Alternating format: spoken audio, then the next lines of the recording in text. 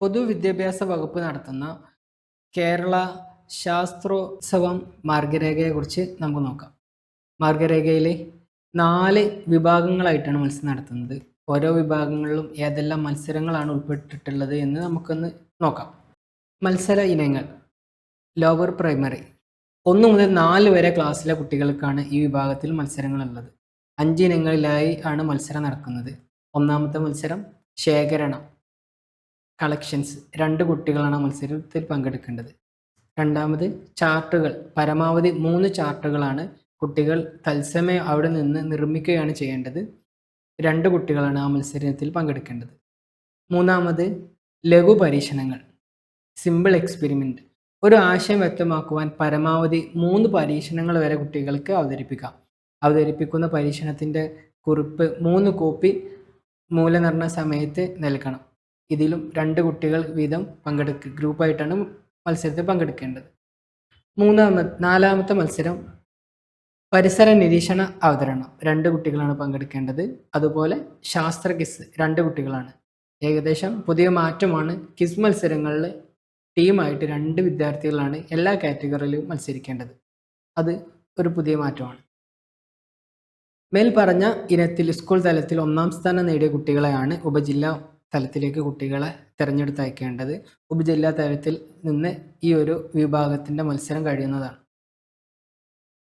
ഇനി രണ്ടാമത് upper primary 5, 6, 7 ക്ലാസ്സിലെ കുട്ടികൾക്കുള്ള മത്സരങ്ങളാണ് ഈ ഒരു വിഭാഗത്തിൽ പെടുന്നത്. ഓരോ ഇനത്തിലും 2 കുട്ടികൾ വീതമാണ് പങ്കെടുക്കേണ്ടത്.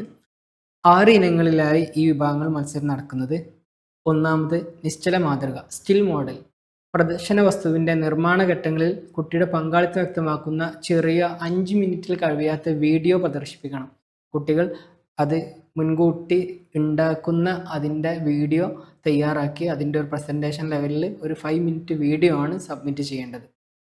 അതിനുശേഷം ആ ഒരു നിശ്ചല മാതൃക കൊണ്ടുവരികയും അതിനെ പ്രസൻറ്റ് ചെയ്യുകയും ചെയ്യണം. ഉണ്ടാക്കുന്ന വീഡിയോ മറക്കരുത്. അതുപോലെ രണ്ടാമത്തത് വർക്കിംഗ് മോഡൽ, പ്രവർത്തന മാതൃക. ഇതുപോലെ തന്നെ 5 മിനിറ്റ് പോലുള്ള വീഡിയോ ചെയ്യണം. 2 കുട്ടികളാണ് ഈ ഇനത്തിലും കുട്ടികൾ പങ്കെടുക്കേണ്ടത്. മൂന്നാമതാണ് റിസർച്ച് ടൈപ്പ് പ്രൊജക്റ്റ്, ഗവേഷണാത്മക പ്രൊജക്റ്റാണ്. ഇതിലും കുട്ടികൾ 5 മിനിറ്റിൽ കവിയാത്ത വീഡിയോ കുട്ടികൾ സബ്മിറ്റ് ചെയ്യേണ്ടതായിട്ടുണ്ട്. നാലാമത്തെ ഇനമാണ് ഇംപ്രവൈസ്ഡ് എക്സ്പെരിമെൻറ്റ്.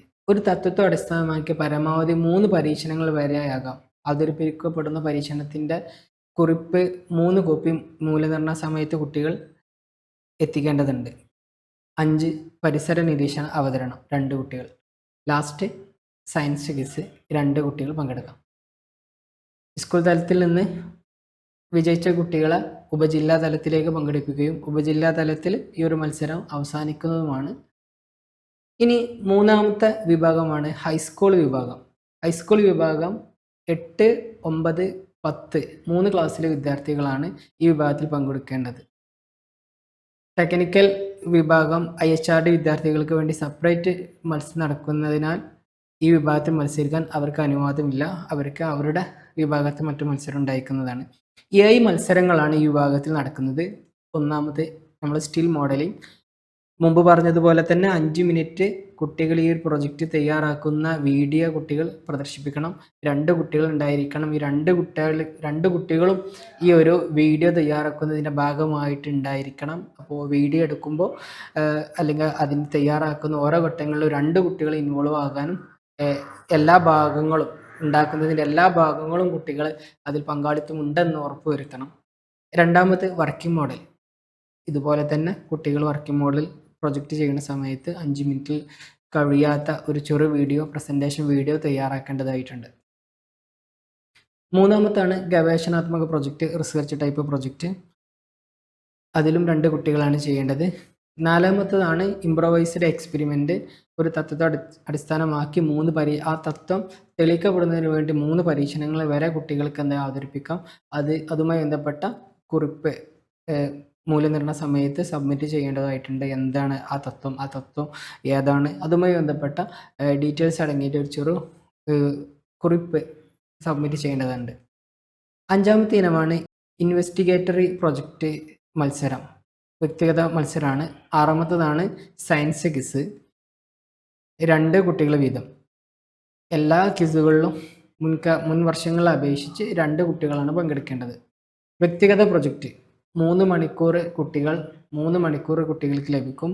ആ ഒരു സമയത്ത് electronics, robotics, internet of things, IoTയുമായി ബന്ധപ്പെട്ട പ്രൊജക്റ്റാണ് സംഘടിപ്പിക്കേണ്ടത്. ഓരോ വിഭാഗത്തിലും വ്യത്യസ്ത മത്സരങ്ങൾ ഉണ്ടായിരിക്കും. അതത് വർഷം NCERT നൽകുന്ന തീമുമായി ബന്ധപ്പെട്ടായിരിക്കും നമ്മുടെ നെക്സ്റ്റ് വീഡിയോയിൽ ആ തീം ഏതൊക്കെയാണ് എന്ന് പറഞ്ഞുകൊണ്ട് നമ്മൾ അടുത്തൊരു വീഡിയോ ചെയ്യുന്നുണ്ട്. സാധാരണ ഉണ്ടാകുന്നത് പോലെ തന്നെ നമ്മുടെ ഈ വർഷത്തെ NCERTൻ്റെ തീം എന്ന് പറയുന്ന നോട്ടിഫിക്കേഷന് മുമ്പ് വന്നിട്ടുണ്ട്. അതുമായി ബന്ധപ്പെട്ട തീമിലായിരിക്കും മത്സരങ്ങൾ സംഘടിപ്പിക്കുന്നത്. അപ്പോൾ ആ തീമുമായി ബന്ധപ്പെട്ട പ്രൊജക്റ്റുകളായിരിക്കണം നമ്മൾ ഇലക്ട്രോണിക്സിൽ, റോബോട്ടിക്സിൽ, IoTയിൽ നമ്മൾ ചെയ്യേണ്ടത്. നമുക്ക് വളരെ ലളിതമായി പറഞ്ഞാൽ waste management, green energy, agriculture, emerging technologies, health care, ഇതുമായി ബന്ധപ്പെട്ട കാര്യങ്ങളുമായി ബന്ധപ്പെട്ട പ്രൊജക്റ്റുകളായിരിക്കണം കുട്ടികൾ ഇലക്ട്രോണിക്സിൽ, റോബോട്ടിക്സിൽ, IoT പ്രൊജക്റ്റുകൾ കുട്ടികൾ ചെയ്യേണ്ടത്. നമ്മുടെ 4ാമത്തെ വിഭാഗമാണ് higher secondary, vocational higher secondary വിഭാഗം.